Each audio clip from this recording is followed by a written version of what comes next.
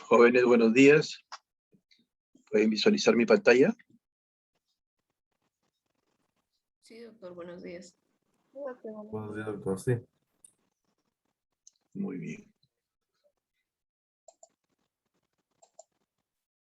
El tema que está programado para el día de hoy es justamente síndromes demenciales. Muy bien. ¿Qué es la demencia? ¿Cómo es que se define este término? Bueno, para empezar, la demencia se considera un síndrome. Ya se sobreentiende que esto implica que detrás de ello hay un conjunto de síntomas y signos. Y lo característico justamente de este síndrome es la alteración a nivel de las funciones cognitivas y también emocionales. Ahora, todo esto va a ser adquirido y va a tener una base orgánica que puede llegar a ser en realidad tan grave o tan severo que interfiere con las actividades diarias de la persona, volviéndolo muchas veces dependiente y por ello obviamente afectar a su calidad de vida. El manual diagnóstico y estadístico de los trastornos mentales de la Asociación Americana de Psiquiatría, el DSM, considera la demencia como el desarrollo de múltiples déficits cognitivos que incluye, y esto es lo principal, deterioro de la memoria y al menos una de las siguientes alteraciones cognitivas, como puede ser presencia de afasia, la cual se refiere pues a un trastorno del lenguaje que se caracteriza por la incapacidad o la dificultad de comunicarse mediante el habla, la escritura o la mímica. Puede también aparecer apraxia, que se refiere a un trastorno neurológico caracterizado por la pérdida de la capacidad de llevar a cabo movimientos de propósito, aprendidos y familiares, a pesar de que el paciente tiene la capacidad física, es decir, tiene un tono muscular, la coordinación está conservada y tiene el deseo de realizarlos, pero no puede ejecutarlos de manera óptima. Puede aparecer también agnosia, que se refiere a la incapacidad de procesar la información sensorial. Seguido a ello hay una incapacidad para poder reconocer objetos, personas, sonidos, olores o tamaños. Y obviamente alteraciones en la capacidad de ejecución de diversos movimientos o actividades. Ahora, es importante tener en cuenta siempre a los cuadros demenciales, ya que las proyecciones que se han hecho en cuanto a la prevalencia e incidencia de esta patología indican que aumentarán cada vez más los casos. Se proyectó que más o menos en el 2010 había 35.6 millones de pacientes afectados y que en 20 años esto se duplicaría y que podría llegar incluso a más de 100 millones en el año 2050. Y esto definitivamente aumenta los costos también en salud que pueden superar a los 600 billones que ya superaron esa cantidad en el año 2010, ¿no? Hablamos en un término a nivel mundial, que son datos que estima la Organización Mundial de la Salud. Ahora, ¿qué puede conllevar a un paciente a que desarrolle estos cuadros de demencia? Prácticamente cualquier agresión a nivel cerebral. Dentro de estas tenemos causas que pueden ser degenerativas, tóxicas, metabólicas, traumáticas, infecciosas, tumorales o vasculares. Entonces, diferentes pueden ser las causas de demencia y eso es importante también tenerlo en cuenta, ¿no? Vamos a ver que lo que es muy frecuente escuchar, que es el término de demencia senil, en realidad no es muy correcto. Siempre cuando hablamos de demencia, debemos identificar la causa. Esta demencia puede ser degenerativa, puede ser vascular, puede ser de origen metabólico, tóxico, infeccioso, inflamatorio, traumático, puede deberse a una hidrocefalia o una infección incluso viral, sobre todo por priones. Cuando nosotros enfocamos a una demencia degenerativa, pues hay que tener en cuenta, en primer lugar, sobre todo, y constituye la demencia en general más frecuente, la enfermedad de Alzheimer.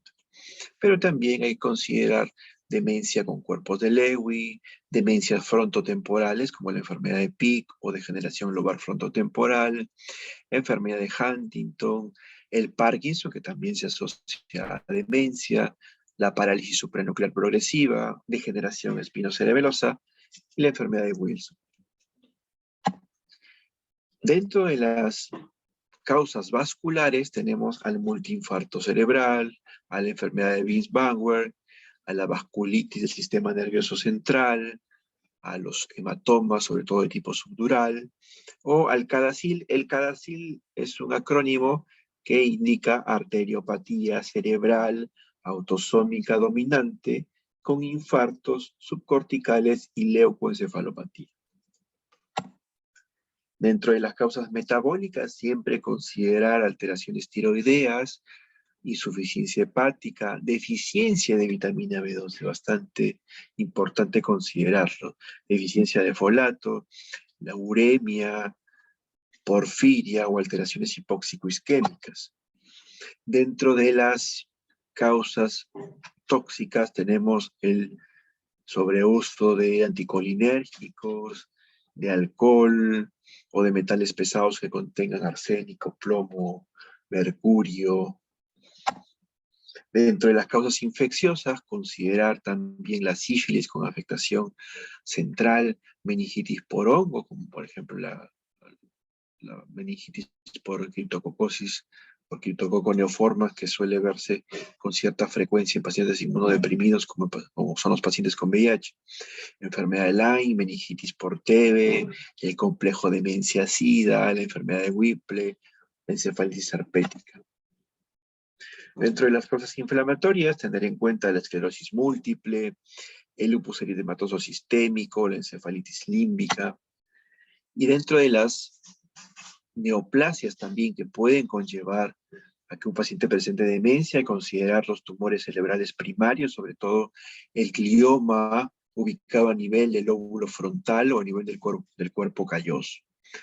Metástasis o carcinomatosis meningia también hay que considerarlas. Dentro de las causas traumáticas hay que considerar el traumatismo encefalocraniano o también la denominada demencia pugilística. ¿A qué se refiere este término de demencia pugilística? Bueno, engloba pues a una enfermedad neurodegenerativa que suele afectar generalmente a los boxeadores profesionales, así como también a aquellos profesionales de otros deportes donde hay algún riesgo de sufrir conmociones cerebrales. Si es que el paciente presenta hidrocefalia, esto puede conllevar a que este también presente demencia, y hay que ver si la hidrocefalia puede ser obstructiva, no obstructiva o normotensiva incluso.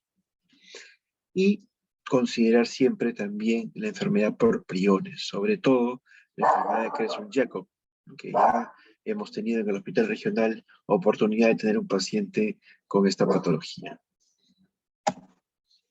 Muy bien. Y según la topografía de las lesiones, obviamente, dentro del enfoque del paciente con demencia, es importante también considerar una neuroimagen. Y en la neuroimagen hay que valorar si es que es posible evidenciar algún tipo de lesión, y según se evidencia la lesión, ver dónde esta se ubica. Las demencias corticales que tienen una afectación a nivel cortical, obviamente vamos a tener dentro de ellas la enfermedad de Alzheimer, la demencia frontotemporal o las atrofias corticales asimétricas. Mientras que las demencias que se originan a nivel subcortical, dentro de ellas hay que considerar la demencia con cuerpos de Lewy, enfermedad de Parkinson, parálisis supranuclear progresiva, demencias vasculares, Creutzfeldt-Jakob, demencias por VIH, neurosífilis, enfermedades sistémicas, endocrinopatías como alteraciones tiroideas o estados de deficiencia de vitaminas, sobre todo vitamina B12, entre otros. Bien, entonces las demencias corticales a la cabeza, considerar siempre enfermedad de Alzheimer, que es el paradigma y el modelo de todas las demencias. Dentro de las córticos subcorticales que pueden afectar a ambos, tenemos la degeneración corticobasal o la demencia por cuerpos de Lewy y las subcorticales asociadas a enfermedad de Parkinson, de Huntington o parálisis supranuclear progresiva. La evolución de la enfermedad también es importante, ¿no? La temporalidad de los síntomas, desde cuándo inicia y con qué velocidad progresa. Pero es importante que la historia sea bastante acuciosa, minuciosa, para que estos datos también puedan orientarnos hacia un diagnóstico más preciso. Vemos que dentro de aquellas que inician un curso lento, pero un inicio agudo, podríamos considerar aquella demencia secundaria, cuadros de epilepsia, o aquellas que tienen un inicio subagudo, puede asociarse a cuadros de neoplasias, o un inicio un poco más gradual, tenemos ahí a la enfermedad de Alzheimer, la frontotemporal, la asociada a cuerpos de Lewy. Aquella demencia que cursa de una forma mucho más rápida, pero que inicia de forma aguda, hay que considerar la meningitis aguda. Aquella de inicio subagudo, pero de curso rápido, considera la infección por priones, como es la enfermedad de Creutzfeldt-Jakob. Aquel que tiene un curso estático, pero de un inicio agudo, hay que considerar pues las encefalopatías tóxico-isquémicas o la demencia postraumática.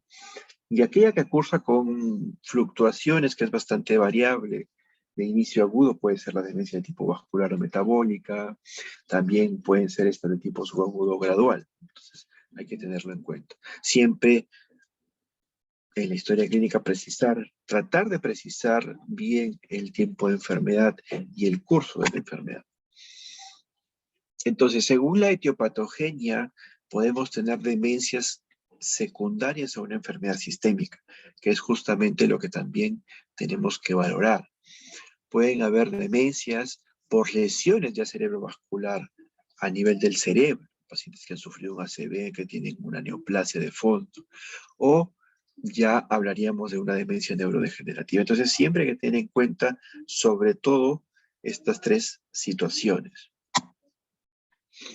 Y también podemos valorar las demencias según su reversibilidad, porque podemos hablar de demencias que pueden ser ya irreversibles, como son las enfermedades degenerativas, o aquellas que pueden deberse a algunas enfermedades infecciosas. Pero también es importante considerar que podemos estar frente a causas reversibles de demencia, y es esas que debemos identificar prontamente, porque el paciente puede recuperar sus actividades, su calidad de vida, si es que logramos reconocerla prontamente y darle un tratamiento adecuado. Dentro de ellas tenemos sobre todo las que tienen unas causas o orígenes metabólicos carenciales o inflamatorios o algunos procesos intracraneales. Entonces, siempre hay que tratar de investigar qué es lo que está causando la demencia de nuestro paciente. Yo recibo a mi paciente, tiene trastornos cognitivos, tiene alteración de la memoria y de alguna otra función cognitiva superior.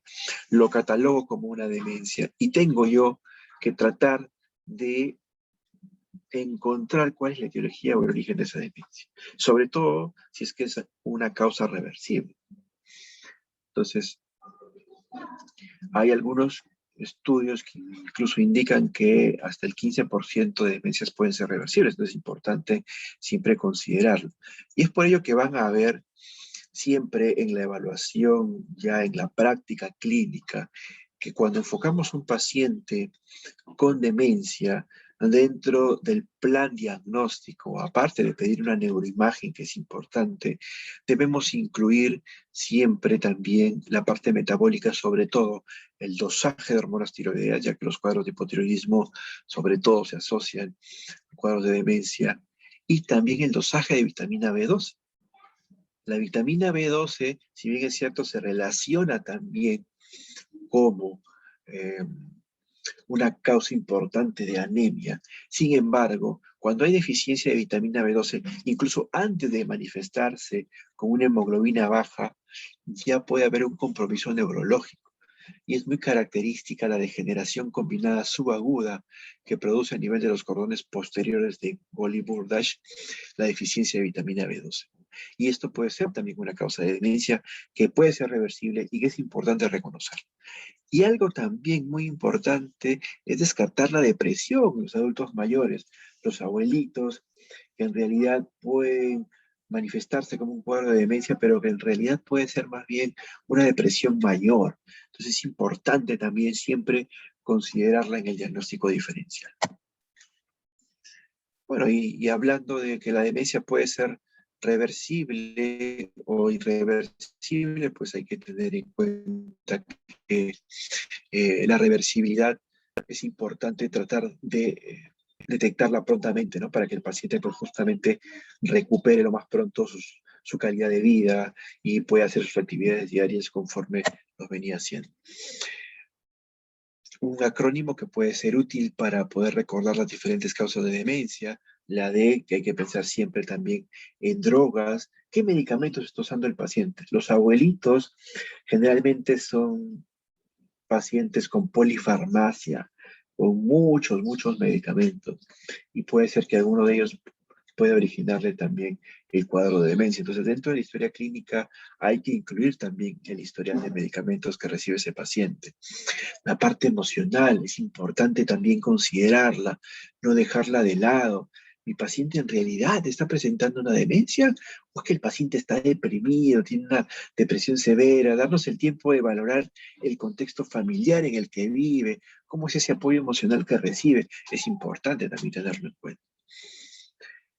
La parte metabólica, deficiencia de vitamina B12, problemas de hipotiroidismo, que pueden manifestar cuadros de demencia, es importante tenerlo en cuenta también en el paciente. Si es que hay algún efecto visual o auditivo, si es que sospecho una hidrocefalia de tipo normotensiva, alguna tumoración, una lesión ocupante de espacio a nivel cerebral, cuadros infecciosos y, bueno, el hecho de presentar anemia, que de por sí ya debe asociarme también a descartar una deficiencia de B12 en mi paciente. Entonces, en cuanto a las drogas, los medicamentos, el 17% puede causar delirio en mi paciente y hasta un 10% pueden conllevar a demencia. Y esto por lo que les comentaba, la polifarmacia, sobre todo de aquellos pacientes adultos mayores. Y estos pacientes pueden presentar trastorno del contenido de conciencia. Entonces, estos pacientes pueden mostrarse muchas veces incluso con agitación psicomotriz. Tener en cuenta dentro de los medicamentos el uso de esteroides, ¿no? Los corticoides, dentro de sus efectos secundarios, está también la psicosis. Entonces puede ocasionar justamente trastornos conductuales en el paciente. Muy bien, dentro de los medicamentos tener en cuenta antihistamínicos, como son la clorfenamina de primera generación, que tienen un gran efecto sedante y pueden tener a los pacientes con somnolencia, a analgésicos narcóticos como la codeína o bloqueadores de canales de calcio que se utilizan como antiarrítmicos como es el verapamilo. El uso de neurolépticos también es importante, quetiapina, haloperidol, hay que tenerlos en cuenta, y todas las benzodiazepinas, ¿no? Es importante considerar. Dentro de las causas metabólicas, que pueden constituir hasta un 5% de las causas de demencia, dentro de ese 5%, el 3% se debe a hipotiroidismo. Por eso la importancia siempre de considerar a las hormonas tiroideas. Pero también hay que tener en cuenta, sobre todo si es algo agudo y se ve comprometida la conciencia, considerar trastornos hidroelectrolíticos como la hiponatremia, considerar la hipoglicemia también como probable causa. El hiperparatiroidismo también puede ser otra causa metabólica en la cual se asocia definitivamente a trastornos de calcio y de fósforo. La hipoglicemia es importante reconocerla siempre lo más pronto posible, ya que la hipoglicemia, el hecho de que ya se pueda revertir la hipoglicemia, no quiere decir que ahí se solucione el problema, ¿no? La hipoglicemia a la larga puede traer muchas consecuencias, no solo a nivel cerebral, sino también a nivel cardíaco, eso ya está demostrado. Entonces, siempre hay que considerar también la hipoglicemia como una causa, sobre todo cuando hay trastorno del nivel de conciencia.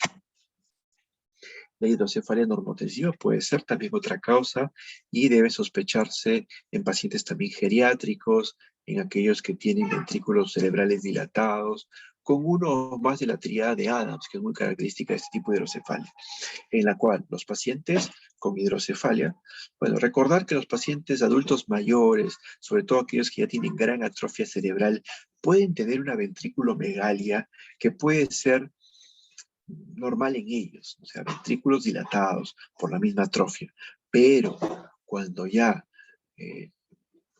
yo ya considero que puede presentar clínicamente también la tríada de Adams, como es apraxia de la marcha, incontinencia urinaria y todo eso asociado a la presencia de demencia, debo considerar que este paciente pueda tener una hidrocefalia normotensiva. Neoplasias que hay que considerar también, sobre todo aquellas que afectan al lóbulo frontal y al lóbulo temporal o a la rodilla del cuerpo calloso. Importante también tenerlo en cuenta. Clínicamente pueden presentar, sobre todo aquellos que tienen un compromiso frontal, irritabilidad, apatía, un llanto inmotivado, y algo muy importante y característico es justamente la desinhibición de conductas inapropiadas. La afectación frontal puede causar esto. El paciente es muy desinhibido, muy extrovertido, y en realidad no es que realmente él sea así, sino que lo está causando justamente la afectación a nivel frontal que tiene, ¿no? Y en caso de que la localización sea a nivel temporal, lo que está más afectado es justamente la memoria. Cuadros infecciosos también pueden ocasionar demencia. Ya hemos mencionado las meningoencefalitis. La tuberculosis cerebral también puede conllevar a que un paciente desarrolle demencia. Y esto puede asociarse con fiebre, cefalea, meningismo en mi paciente. Las infecciones micóticas también, sobre todo asociadas a pacientes con inmunodepresión, como son los pacientes con VIH. TB, VIH van muy de la mano, ¿no? Todo paciente que hace un cuadro de tuberculosis es importante descartar definitivamente la infección por VIH.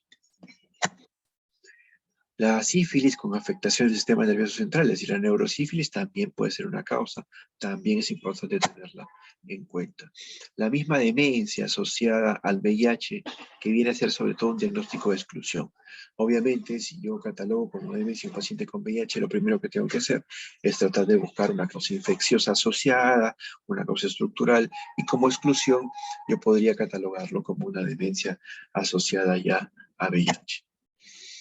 La deficiencia de vitamina B12, ya habíamos hablado un poco de ello, produce compromiso definitivamente neurológico y también psiquiátrico y suele ser una causa pues reversible, por eso es importante tratar de identificarla lo más pronto posible. La deficiencia de B12 ya les había mencionado que puede conllevar también a que se manifieste la anemia, una anemia macrocítica, una anemia megaloblástica, pero antes de que se exprese como anemia, ya hay un compromiso neurológico, que es lo que hay que tratar de identificar lo más pronto. Muy bien. Bien, entonces, yo tengo un paciente con deterioro cognitivo. ¿Debería yo catalogarlo como una demencia? Pues es importante tratar de hacer una buena historia clínica, no solamente con el paciente, sino con el familiar, con las personas más cercanas, ya que son estas personas más cercanas las que se dan cuenta de los cambios que han venido dándose en el paciente. Son las que se dan cuenta que el paciente necesita ayuda, generalmente es así. Obviamente la evaluación neurocognitiva, hacer un examen físico general, integral, haciendo énfasis en el examen neurológico, y una vez que yo hago todo este esquema, todo este proceso de historia clínica, de examen físico, según lo que me planteé, según la hipótesis que yo planteé, pues voy a armar un plan diagnóstico, un plan terapéutico. Dentro de ese plan diagnóstico, considerar exámenes de laboratorio básicos como es el hemograma, el perfil bioquímico, el que incluye el perfil hepático, obviamente, a las ASOAOS, ureacritina y glucosa, y el perfil tiroideo, que ya habíamos hablado de la importancia del dosaje de TSH, T4 principalmente. Una neuroimagen que es importantísimo, que se puede iniciar tranquilamente con una tomografía cerebral sin contraste, el dosaje de vitamina B12, descartar VIH y VRL, sobre todo si es que hay datos en la historia clínica que me orienten. Pacientes de repente con prácticas sexuales que puedan hacer sospechar de una enfermedad de transmisión sexual, el VDRL se le debe solicitar, prueba para VIH, pacientes probablemente que son veganos, vegetarianos, de las cuales yo pueda sospechar que haya también un déficit de B12, también se debe solicitar. El electroencefalograma, líquido cefalorraquídeo o pruebas ya más sofisticadas como es el SPECT o el PET, son de segunda línea, son opcionales. Importante una anamnesis detallada, una historia clínica bastante minuciosa. La evaluación neuropsicológica, lo más breve, conciso y puntual posible. Y para ello vamos a disponer de algunas herramientas, como son algunos scores que nos pueden ayudar a discriminar fácilmente entre demencia y envejecimiento normal. Dentro de ellas tenemos, por ejemplo, el Mini-Mental Test, que es bastante usado, que tiene una sensibilidad del 49% y una especificidad de hasta el 92%. Tiene una puntuación que va en un rango de 0 a 30 puntos, pero es importante aquí tener en cuenta si el paciente ha recibido una educación superior o no, o si es un paciente iletrado, ya que depende de ello también el puntaje que se le va a dar, ¿no? Se considerará positivo si es que alcanza 27 puntos en aquel paciente que tiene más de 7 años de educación, por ejemplo. Un momentito, por favor.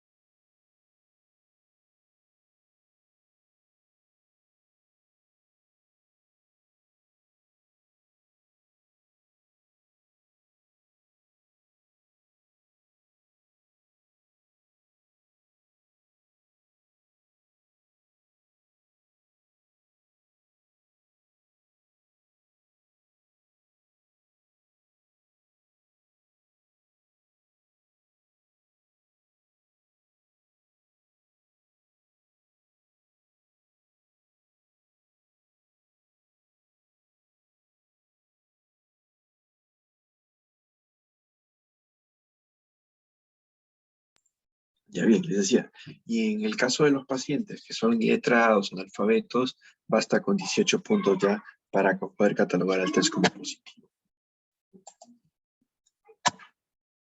Tenemos otras pruebas, como es la prueba de dibujo de reloj, versión de manos, en la cual se pide que se escriban los números que correspondan a un reloj de manecillas y luego que ponga una hora determinada, ¿no? Por ejemplo, 11 y 10, como dice ahí la imagen, ¿no? Entonces, este es un puntaje que menos de 7 indica también la sospecha de demencia. Básicamente evalúa visoconstrucción, planificación, función ejecutiva de los pacientes.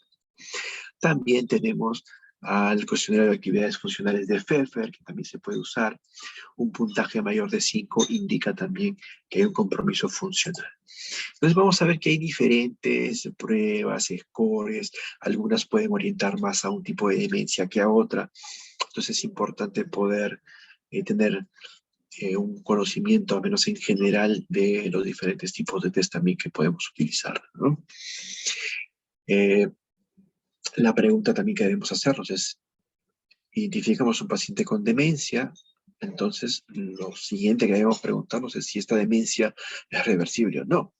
Entonces, podríamos también optar por repetir nuevamente las pruebas que hemos mencionado, los scores, y tratar de visualizar si es que hay la posibilidad de que estos síntomas cognitivos sean fluctuantes o no. La literatura menciona que en la experiencia latinoamericana las causas reversibles suelen representar hasta un 11.5%. Cuando se excluye la depresión, la reversibilidad de la demencia representa un 0.4%. Por eso es lo importante. Siempre hay que tener como principal diagnóstico diferencial la depresión, sobre todo en un adulto mayor, ver en qué contexto vive, si realmente recibe el apoyo familiar adecuado, que este paciente puede estar cursando con una depresión mayor y esto lo estamos confundiendo con una demencia. Y lo que deberíamos tratar más bien es la depresión, que no solamente incluye tratamiento farmacológico, sino también un soporte familiar y psicológico adecuado. La polifarmacia que ellos reciben, tener en cuenta qué medicamentos están consumiendo y si que alguno de estos puede afectar en que el paciente tenga estos trastornos cognitivos que pueden hacer que el paciente curse con cuadros de demencia. Dentro del plan diagnóstico vamos a considerar diferentes tipos de exámenes, ya hemos mencionado algunos, tener en cuenta vitamina B12, hormonas tiroideas, electrolitos séricos o algún tipo de infección asociada. El análisis del líquido cefalorraquídeo en realidad no es de primera intención. Esto se puede sí solicitar si es que hay sospecha de alguna infección que afecte el sistema nervioso central, como la neurosífilis, por ejemplo, o alguna enfermedad desmielinizada. Las neuroimágenes sí es importante, de entrada siempre es importante una tomografía simple, sin contraste, que es suficiente para detectar la mayoría de demencias reversibles debido a causas estructurales de gran tamaño, como es un tumor, por ejemplo, o un evento cerebrovascular. Bien, se disponen de varios estudios respecto a la reversibilidad de las demencias por reversibles, ¿no? Algunos de ellos mencionaron que el 8% de sus participantes tuvo una reversibilidad parcial, mientras que un 3% tuvo una reversibilidad total. Por lo tanto, si bien son pocas las causas de demencia que son potencialmente reversibles, es importante de todas maneras tratar de identificarlas a tiempo, ¿no? Ya que esto puede ayudar a que el paciente recupere pues, sus actividades, su calidad de vida. Y siempre insistir nuevamente en la depresión, que es una de las causas que muestra una mayor y mejor respuesta al tratamiento. Es importante identificarla también, ¿no? Ya diferentes estudios han concluido que los síntomas de depresión se suelen incrementar después del inicio de la demencia, ¿no? Pero ellos no representan un incremento en el riesgo de desarrollar demencia. Ahora, es importante identificar si el paciente tiene una depresión para poder también considerarlo más pronto el uso de antidepresivos, que puede incluso ayudar también al deterioro cognitivo que está presentando el paciente. El hipotiroidismo, que es una causa metabólica, endocrina, también asociada con cierta frecuencia, es importante reconocerlo a tiempo. Puede que el paciente no tenga un cuadro clínico característico de un hipotiroidismo y que más bien se manifieste con un hipotiroidismo subclínico, pero que ya pueda asociarse a una demencia también. Pero es importante siempre considerarla dentro de nuestro plan diagnóstico. Muy bien. La hidrocefalia normotensiva también ya hemos demostrado que puede ser una causa, sobre todo si se asocia a la tríada que hemos mencionado, tríada de Adams, y esto puede tener también tratamiento médico como acetazolamida inicialmente, o puede incluso llevar al tratamiento quirúrgico de ser necesario. La neurocisticercosis, que es una infección que se ve con cierta frecuencia también en nuestro país, es importante también tenerla en cuenta dentro de las causas, sobre todo infecciosas, que pueden ser reversibles. La deficiencia de B12, que también ya la hemos mencionado, es importante considerarla.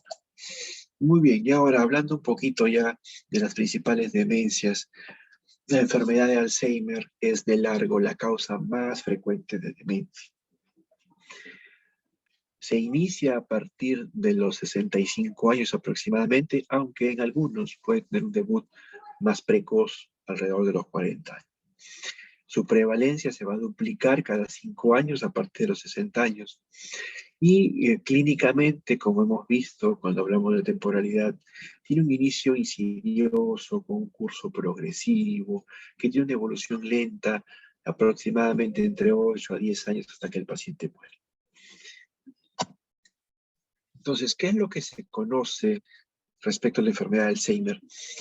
Esta degeneración progresiva y selectiva de neuronas a nivel del córtex entorrinal. Bueno, ento viene de interior, rino de nariz, entonces entorrinal se refiere al interior del surco rinal, que está localizado sobre todo a nivel del lóbulo temporal medio y que funciona como una red extendida para la memoria y para la orientación. Entonces, esta corteza entorrinal es la interfaz principal entre el hipocampo y el neocórtex. Por eso es su importancia. Muy bien, afecta entonces a hipocampo, a la corteza temporal, frontal, parietal, núcleos subcorticales, incluso del tronco. No suele haber afectación de cortezas motoras primarias ni sensitivas, se respetan ganglios basales y el cerebelo. Y macroscópicamente lo vamos a ver como una atrofia generalizada, más grave a nivel de los lóbulos temporales y que se acompaña de dilatación secundaria del sistema ventricular. Bueno, se ha demostrado que es importante aquí la denominada proteína amiloide. Esta proteína amiloide, al ser liberada, puede condicionar todo un proceso inflamatorio que puede terminar causando cambios neurodegenerativos y muerte neuronal. Y esto se asocia mucho a la enfermedad de Alzheimer. Aquí vemos la cascada fisiopatológica de esta enfermedad, donde inicialmente empieza a haber un acúmulo de esta proteína amiloide. Conforme progresa la enfermedad, vamos a ver que esto va causando efectos sutiles en la función sináptica, se forman placas amiloides, todo esto condiciona una patología ya neurofibrilar, hay cambios en la plasticidad neuronal, reacción inflamatoria, activación astrocitaria secundaria, inflamación, estrés oxidativo, disfunción de la sinapsis, se alteran los neurotransmisores, se afecta el sistema colinérgico, serotoninérgico, glutaminérgico y pérdida neuronal. Entonces, todo esto es progresivo. En el transcurso de los años se va presentando. Es por ello que vamos a ver etapas en la enfermedad de Alzheimer. Y una primera etapa, de lo primero que se va a afectar definitivamente es la memoria, pero la memoria reciente. El paciente se olvida fácilmente de aquella actividad que realiza recientemente, pero sí conserva la memoria antigua, ¿no? Un paciente puede tranquilamente hablarte de hechos que ha vivido o ha pasado hace mucho tiempo, pero lo inicial es fallas en la memoria reciente.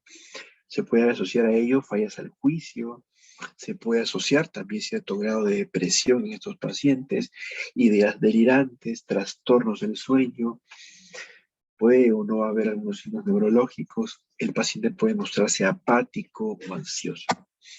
En una segunda etapa ya vamos a ver que aparecen alteraciones del lenguaje, fallas en la memoria ya remota, que al inicio puede estar conservado, apraxia, agitación, agresividad, trastornos del sueño, nuevamente la depresión asociada y la apatía. Y en una tercera etapa, ya la memoria y las habilidades visoespaciales no pueden ser evaluables. Va a haber un mutismo característico de estos pacientes, puede asociarse también un cuadro de parkinsonismo, están un poco más rígidos, ya pérdida de deambulación, el paciente se postra con pérdida del control de esfínteres, pérdida del ciclo sueño-vigilia, ¿no? Ya es un final bastante triste en el cual vamos a tener un paciente postrado que ya no va a poder comunicarse y que va a necesitar cuidados porque va a ser totalmente dependiente. Entonces, la disfunción colinérgica a la que se llega en estos pacientes con enfermedad de Alzheimer son los que van a ocasionar el deterioro de la memoria. En cambio, la disfunción de serotonina, de noradrenalina y de dopamina son las que conllevan a las aceleraciones conductuales no cognitivas. Entonces, para que un paciente llegue a desarrollar una demencia de tipo Alzheimer, hay que considerar diferentes factores de riesgo, como es la edad. Ya sabemos que personas mayores, sobre todo a partir de los 60 años, ya tienen un riesgo de desarrollar ese tipo de demencia. La historia familiar, ¿no?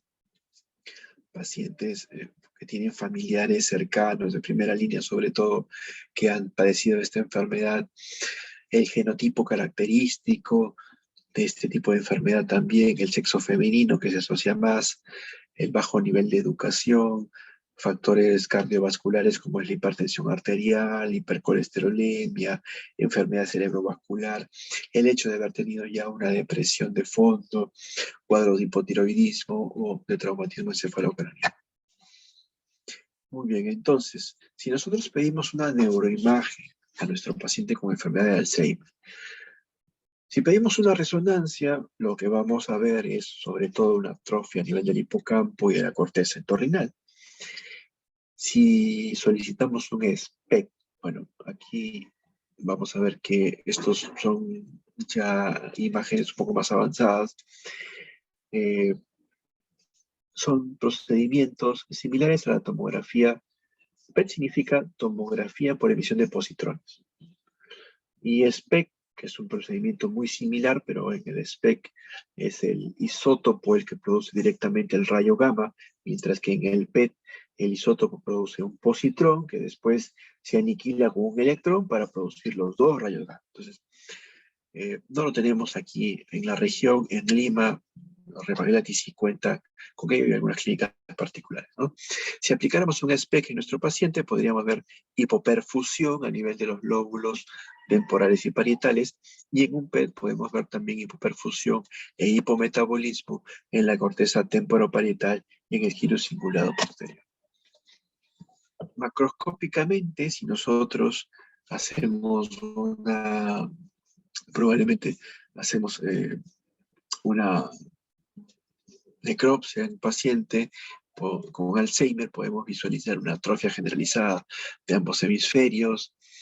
La atrofia es mayor en los lóbulos temporales, sobre todo a nivel de la región basal, medial y límbica. Vamos a ver que hay una dilatación ventricular moderada y que el tronco, el cerebelo y la médula espinal están conservados.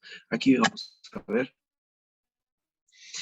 en una resonancia, como podemos ver, atrofia cerebral, compromiso temporal sobre todo, y dilatación de ventrículos. Y si hacemos una visión macroscópica, en la parte superior izquierda vemos cómo se ve en un corte coronal un cerebro normal, mientras que en la parte inferior derecha vemos cómo hay una afectación de los lóbulos temporales sobre todo y una dilatación ventricular característica de la enfermedad del Alzheimer. Pero hay que tener en cuenta diagnósticos diferenciales, ¿no? Dentro de ellas, las demencias rápidamente progresivas, obviamente todo depende de la historia clínica, el curso de la enfermedad. Krasov-Yakov, por ejemplo, si es que el curso es mucho más rápido de lo habitual. Demencias asociadas a Parkinson, cuerpos de Lewy, corticobasales, supranucleares, demencias frontotemporales o demencias vasculares que hay que considerar de todas maneras dentro del diferencial. Entonces, para valorar el deterioro cognitivo en esta enfermedad son útiles el Mini-Mental Test, la escala de depresión de Yesave, las actividades de vida cotidiana de CATS, la escala de actividades instrumentales de la vida cotidiana también de Lawton, o la escala de la marcha y balance de Tinetti. Es importante, estas scores se asocian sobre todo a este tipo de demencia.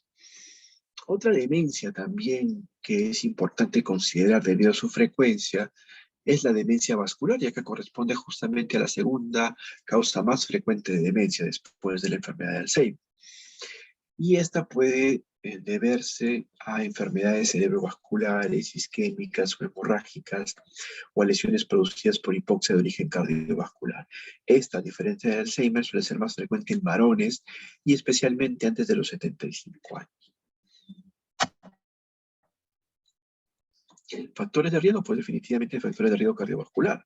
Diabetes, hipercolesterolemia, ACV previos, tabaquismo, hipertensión y también, dentro de los no modificables, edad, raza y sexo.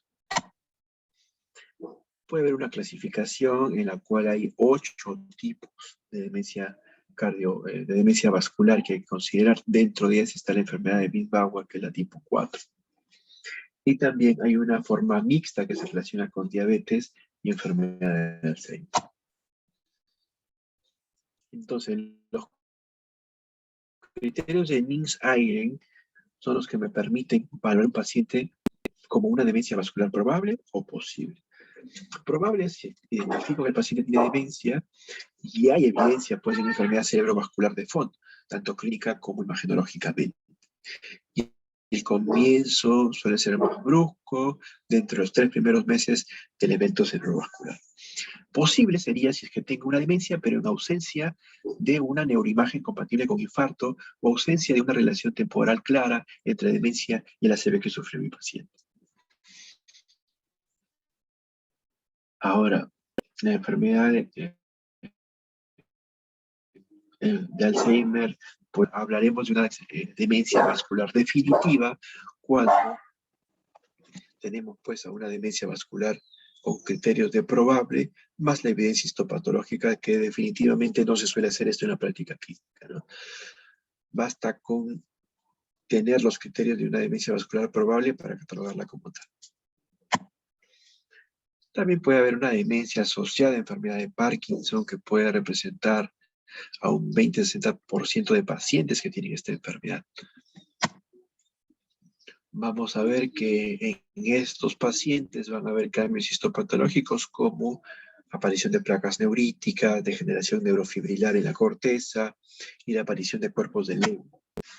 Alteraciones cognitivas como función visoespacial, memoria, funciones ejecutivas, lenguaje, habla, o también problemas en la velocidad de procesamiento de la información. Dentro del manejo de estas demencias asociadas a Alzheimer, hay que considerar también los medicamentos que utilizan estos pacientes, con Parkinson. Recuerden que los anticolinérgicos o el meperideno, que es un fármaco utilizado en pacientes con Parkinson, puede agravar el deterioro cognitivo y alterar el aprendizaje.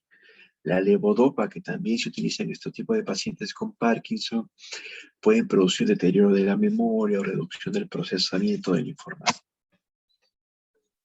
Bueno, aquí solamente para mostrar el curso evolutivo en una demencia vascular o en una demencia asociada a enfermedad de Parkinson. Vemos un deterioro progresivo, escalonado en los pacientes con una demencia vascular, a diferencia del deterioro que es más en línea recta en los pacientes que ya tienen una enfermedad de Parkinson de fondo. Entonces, es importante considerar algunas diferencias clínicas significativas con las 3 principales tipos de demencia.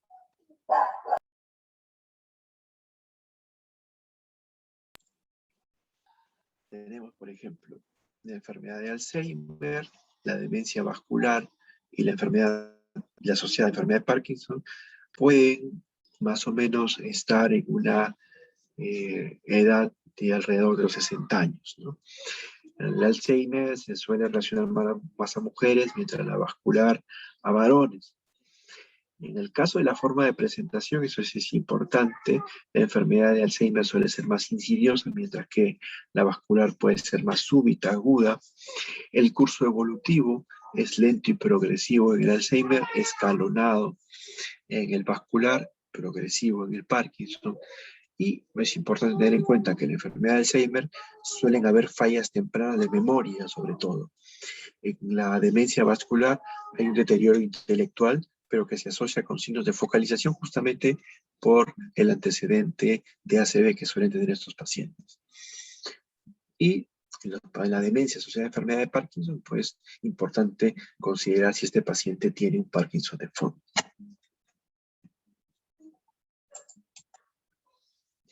Demencias por cuerpos de Lewy, también es importante considerarla, que hay una declinación cognitiva progresiva que interfiere con la funcionalidad del paciente, alteraciones de memoria, atención, disminuyen habilidades frontales, subcorticales y visoespaciales.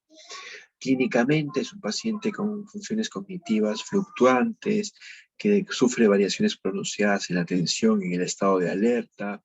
Pueden aparecer alucinaciones visuales recurrentes y manifestaciones motoras espontáneas tipo parkinsonismo. Entonces, ¿qué puede apoyar al diagnóstico? Que el paciente pueda tener caídas repetidas, cuadros de síncope, pérdidas transitorias de conciencia, que sea muy sensible a los neurolépticos, que tenga delirios o alucinaciones. Y en cuanto al tratamiento, en general, es importante considerar de primera línea el tratamiento no farmacológico. El ejercicio es importante, sobre todo el ejercicio de tipo aeróbico, las caminatas, los ejercicios mentales que refuercen la atención, concentración, repetición y evocación. A estos pacientes es útil hacerlos leer en voz alta, que dibujen, que pinten, que armen rompecabezas, que realicen juegos de mesa. Y es importante también educar al cuidador, porque no es tan fácil. Sobre todo hemos visto la enfermedad de Alzheimer, si bien es cierto, es progresivo, tiene etapas y su etapa final pues suele ser muy triste, ¿no? Y hay que educar bien al cuidador, que sepa mantener la calma en estos pacientes, que los entienda y que pues definitivamente estén muy al pendiente a reconocer también cualquier signo de alarma que pueda aparecer en ellos. Estos pacientes están postrados, apáticos en realidad, muchas veces.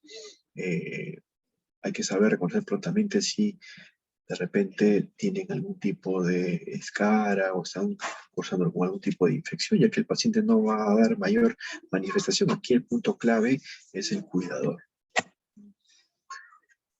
Las actividades de la vida diaria,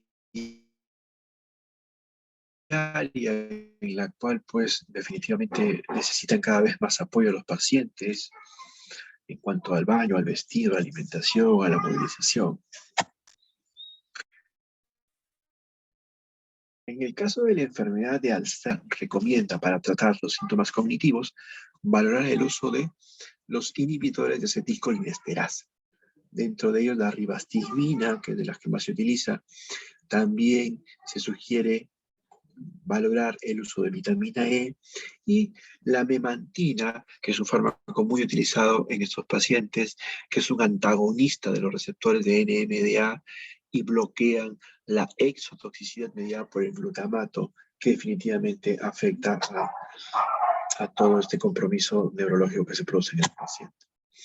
La vitamina E ha demostrado cierta protección de la toxicidad que origina la proteína beta-amiloide, atrapa los radicales libres que se producen por el proceso inflamatorio que se desencadena, inhiben la peroxidación de lípidos de la membrana celular, disminuyen también el riesgo de desarrollar otro tipo de demencias y enlentecen también la progresión de la demencia.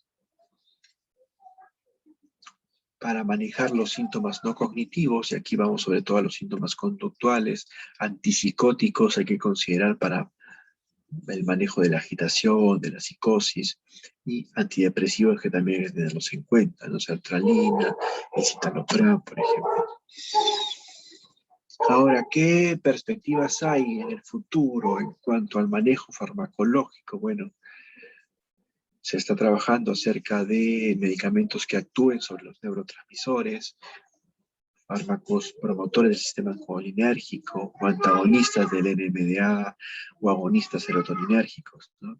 Factores de crecimiento también que se están trabajando, más antioxidantes, antiinflamatorios, fármacos antiamiloideos también que se vienen trabajando, el uso de los hipolipemiantes también como parte del tratamiento, sobre todo debido a su efecto pleiotrópico.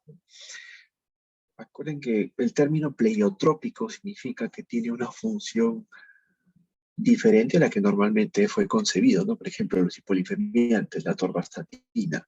La atorvastatina justamente tiene como función control pues, del colesterol, ¿no?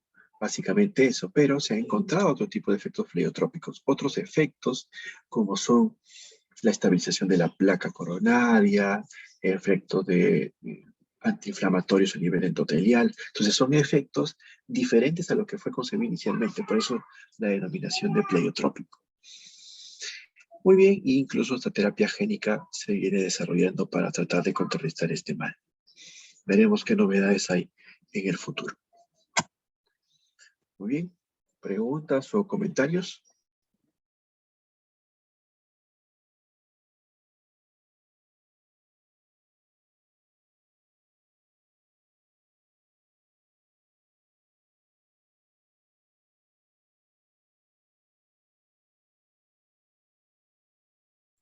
¿Algún comentario o pregunta? Creo que no hay, doctor, preguntas. Muy bien, entonces hasta ahí quedamos con la clase que correspondía al día de hoy. Tengan buen día. Está bien, doctor, gracias. Igualmente, doctor, Muchas gracias. gracias, Buen doctor. día, Que tenga buen día.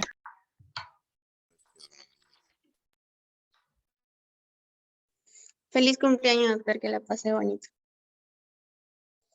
Ah, muchas gracias, muchas gracias. Sí, doctor, feliz cumpleaños, que la pase muy bien. Gracias, gracias chicos, gracias.